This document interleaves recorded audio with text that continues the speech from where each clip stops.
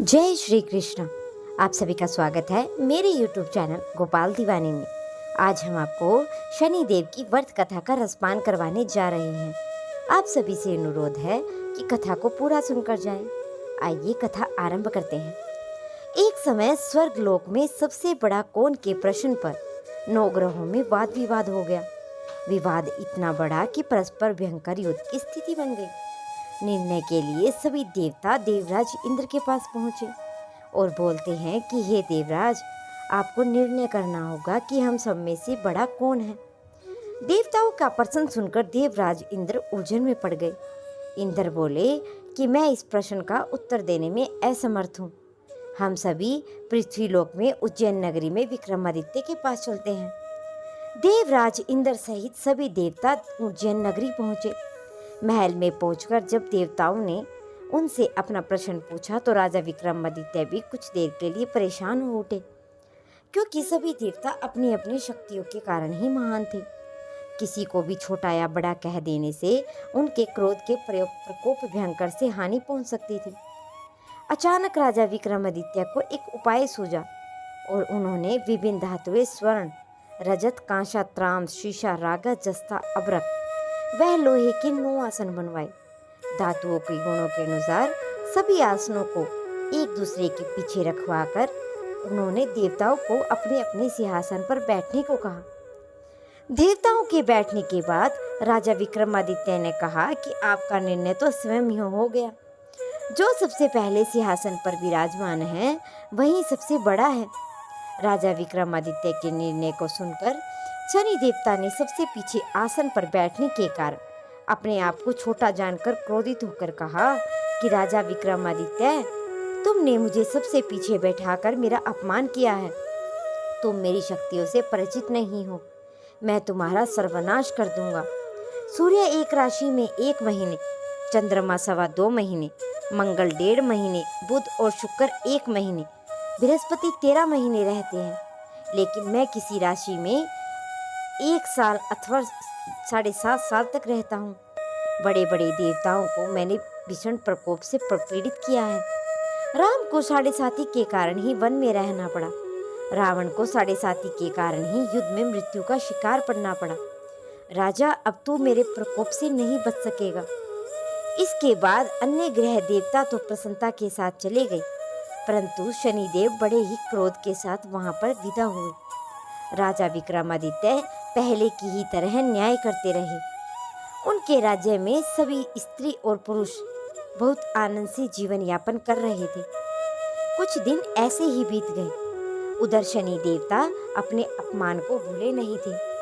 विक्रमादित्य से बदला लेने के लिए एक दिन शनि देव ने घोड़े के व्यापारी का रूप धारण किया और बहुत से घोड़ों के साथ उज्जैन नगरी पहुंचे। राजा विक्रमादित्य ने राज्य में किसी घोड़े के व्यापारी के आने का समाचार सुना तो अपने अश्वपाल को कुछ घोड़े खरीदने के लिए भेजा। घोड़े बहुत ही कीमती थे।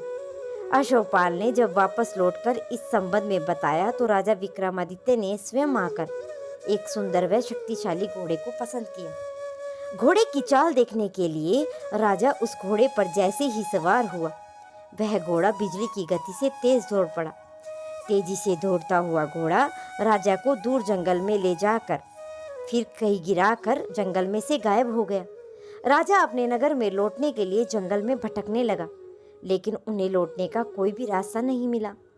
राजा को भूख प्यास भी लग गई। बहुत घूमने पर उसे एक चरवाहा मिला। राजा ने उससे पानी मांगा तो पानी पीकर राजा ने उस चरवाहे को अपनी अंगूठी दे दी। फिर उससे रास्ता पूछकर वह जंगल से निकलकर पास के नगर में पहुंचा। राजा ने एक सेठ की दुकान पर बैठकर कुछ देर आराम किया और उस सेठ ने राजा से बातचीत की और राजा ने उसे बताया कि मैं उज्जैन नगरी से आया हूँ। राजा के कुछ देर दुकान पर बैठने पर सेठ की बहुत अधिक बिक्री हुई। सेठ ने राजा को बहुत ही भाग्यवान समझा और खुश होकर उसे अपने घर में भोजन के लिए ले गया। सेठ के घर में सोने का एक हार खूंटी से लटका हुआ था। राजा को उस कमरे में छोड़कर सेठ कुछ देर के लिए बाहर गया। तभी एक आश्चर्यजनक घटना घटी। राजा को देखते ही देखते सोने का हार उस खूंटी ने निगल लिया।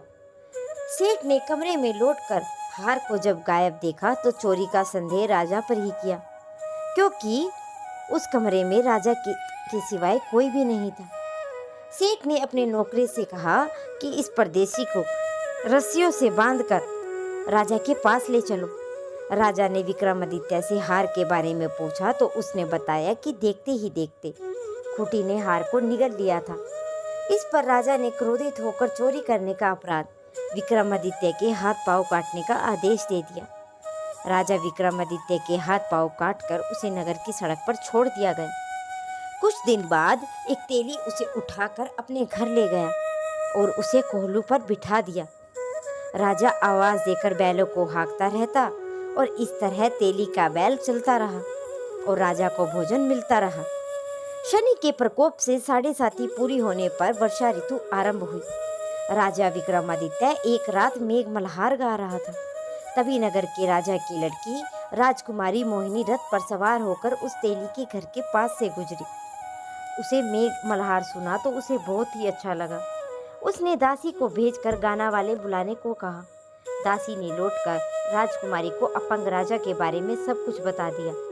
राजकुमारी उसके मेघ मल्हार से इतनी मोहित हो गई कि उसने सब कुछ जानकर भी अपंग राजा से विवाह करने का निश्चय कर लिया।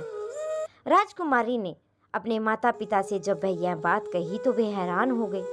रानी ने मोहिनी को समझाया कि बेटी, तेरे भाग्य में तो किसी राजा की रानी होने लिखा है, फिर तू उस अपंग से विवाह करके अपने पांव पर कुल्हाड़ी क्यों मार रही है। राजकुमारी ने अपनी जिद नहीं छोड़ी। अपनी जिद पूरी कराने के लिए राजकुमारी ने भोजन करना छोड़ दिया और प्राण त्याग करने का निश्चय कर लिया। आखिर राजा रानी ने विवश होकर अपंग विक्रमादित्य से राजकुमारी का विवाह करना पड़ा। विवाह के बाद राजा विक्रमादित्य और राजकुमारी तेली के घर में रहने लगे। उसी रात स्वप्न में शनिदेव ने राजा से कहा कि राजा, तूने मेरा प्रकोप को देख लिया है। मैंने तुम्हें मेरे अपमान का दंड दिया है। राजा ने शनिदेव से क्षमा करने को कहा और प्रार्थना की, हे शनिदेव, जितना दुख आपने मुझे दिया अन्य किसी को न देना।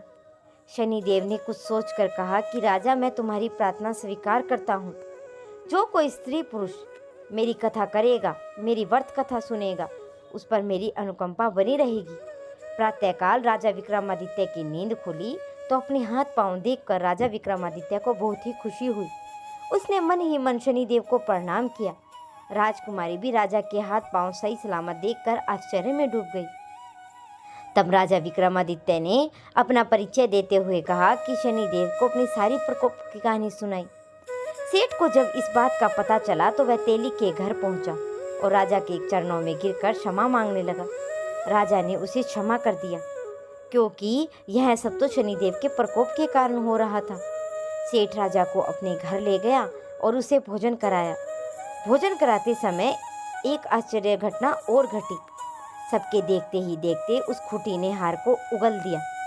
सेठ जी ने अपनी बेटी का विवाह भी राजा विक्रमादित्य के साथ कर दिया और बहुत से स्वर्ण आभूषण, धन आदि देकर राजा को विदा किया। राजा विक्रमादित्य राजकुमारी मोहिनी और सेठ की बेटी के साथ उज्जैन नगरी पहुंचे तो नगरवासियों ने हर्ष से उनका स्वागत किया। अगले दिन राजा विक्रमादित्य ने पूरे राज्य में घोषणा कराई कि शनि देवता सब देवताओं में सर्वश्रेष्ठ है। प्रत्येक स्त्री पुरुष शनिवार को उनका व्रत करे और व्रत कथा अवश्य सुने। राजा विक्रमादित्य की घोषणा से शनिदेव बहुत ही प्रसन्न हुए। शनिवार का व्रत करने और व्रत कथा का कर सुनने से सभी लोगों की मनोकामनाएं शनिदेव की अनुकंपा से पूरी होने लगी और सभी लोग आनंद पूर्वक रहने लगे। नीलांजन समाभा सर्वे पुत्रम यमा गर्जनम छाया मात्रं संभूतये नमामि शनिचरम। तो ये थी शनिदेव के व्रत की कथा। अब अगली कथा का रसपान आप अगली वीडियो में करेंगे। अगर आप सभी को कथा पसंद आई हो, मेरे चैनल को सब्सक्राइब करें, वीडियो को लाइक करें और कमेंट में जय शनिदेव अवश्य लिखें।